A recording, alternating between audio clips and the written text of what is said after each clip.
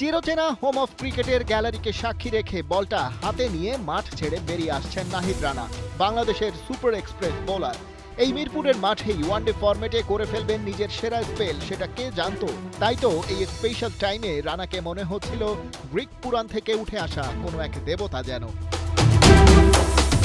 তবে পাকিস্তানের ব্যাটারদের কাছে ঠিক দেবতা নয়, নাহিদ রানা যেন হয়ে উঠেছিলেন সাক্ষাৎ যমদূত। হোম টিমের ক্যাপ্টেন মেহেদী মিরাজ টস জিতে প্রথমে ব্যাট করতে পাঠিয়েছিলেন পাকিস্তানকে। মজার বিষয়, ম্যান ইন গ্রিনদের দুই ওপেনার সাহিবজাদা ফারহান আর মাজ সাদাকাত শুরুটা ভালোই করেছিলেন, কিন্তু তারপরেই নাহিদ রানাকে বল করতে আনলেন ক্যাপ্টেন মিরাজ। ইনিংসের 10ম ওভারে টি-20 বিশ্বকাপে দারুণ এক সিজন কাটিয়ে আসা ফারহান যেন চোখে দেখলেন সর্ষে ফুল। পাওয়ার প্লের শেষ বলে আউট হলেন 38 বলে 27 রান করে। ভাঙে ওদের 41 রানের ওপেনিং জুটি।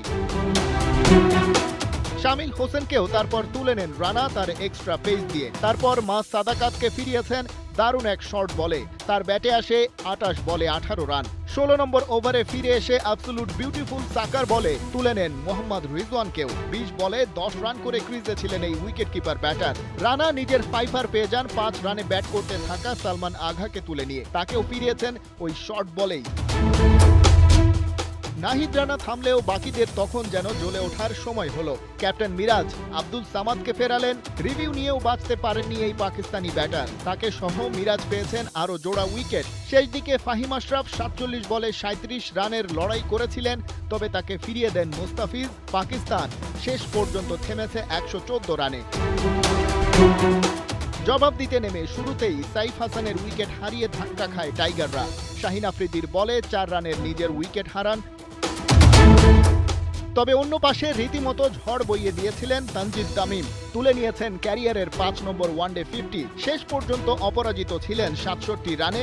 তাকে সঙ্গ দেয়া নাজমুল শান্ত 27 রানে আউট হয়েছেন মোহাম্মদ ওয়াসিমের বলে একেবারে শেষ বেলায়। দুজনের পার্টনারশিপ ছিল 67 বলে 82 রানের। তামিমের সাথে 3 রান করে নট আউট ছিলেন লিটন দাস। 15 ওভার 1 বলেই